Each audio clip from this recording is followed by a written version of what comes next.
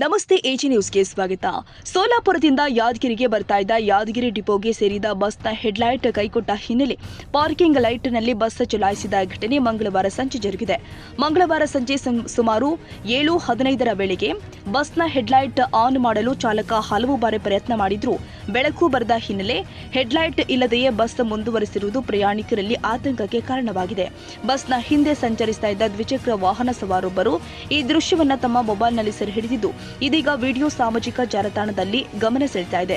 ರಾತ್ರಿ ವೇಳೆ ಹೆಡ್ಲೈಟ್ ಇಲ್ಲದೆ ಬಸ್ ಸಂಚರಿಸುವುದು ಅಪಾಯಕಾರಿ. ಇದರಿಂದ ಅಪಘಾತ ಸಂಭವಿಸುವ ಸಾಧ್ಯತೆ ಇರೋದ್ರಿಂದ ಪ್ರಯಾಣಿಕರು ಜೀವ ಭಯದಲ್ಲೇ ಪ್ರಯಾಣಿಸುವಂತಾಗಿದೆ ಅಂತ ಆತಂಕ ವ್ಯಕ್ತಪಡಿಸಿದ್ದಾರೆ.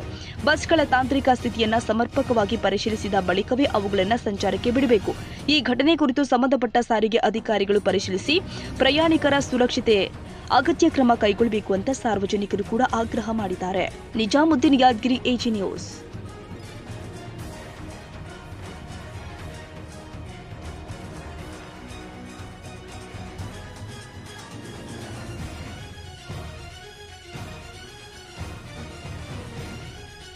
ಕನ್ನಡಿಗರ ಮೆಚ್ಚಿನ ನಿಮ್ಮ ಎಜೆ 24/7 ನ್ಯೂಸ್ ಕನ್ನಡ ವಾಹಿನಿ ಇದೀಗ ಟಿವಿಯಲ್ಲಿ ಲಭ್ಯ.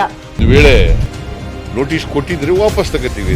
ಇವತ್ತು ವಕ್ಫ್ ಪ್ರಾಪರ್ಟಿ ಅಂತೇಳಿ ಬರ್ತದೆ ಅಂತ ಹೇಳಿದ್ರೆ ರೈತರ ಬೀದಿಗೆ ಬಂದು ಏನ್ ಮಾಡ್ಬೇಕಾಗತ್ತೆ?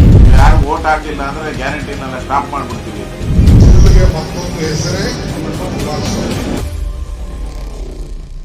ಕರ್ನಾಟಕ ಮತ್ತು ದೇಶ ವಿದೇಶ 360 ಡಿಗ್ರಿ ಸುದ್ದಿ ಹಾಗೂ ಉತ್ತರ ಕರ್ನಾಟಕ, ಬೆಳಗಾವಿ, ಬಾಗಲಕೋಟೆ, ಧಾರವಾಡ, ಹಾವೇರಿ, ಗದಗ, ಬಿಜಾಪುರ ಜಿಲ್ಲೆಯ ಕ್ಷಣ ಕ್ಷಣದ ವಿವರವನ್ನ ಪಡೆಯುವುದಕ್ಕೆ ಎಜೆ 24/7 ನ್ಯೂಸ್ ಕನ್ನಡ ವಾಹಿನಿಯನ್ನ ಲೈಕ್ ಮಾಡಿ, ವಿಡಿಯೋಗಳನ್ನ ಶೇರ್ ಮಾಡಿ, ಕಮೆಂಟ್ ಮಾಡುವ ಮೂಲಕ ನಮ್ಮ ವಾಹಿನಿಗೆ ಸಹಕಾರ ನೀಡಿ ಮತ್ತು ಚಾನೆಲ್ ಅನ್ನ ಸಬ್ಸ್ಕ್ರೈಬ್ ಮಾಡಿ.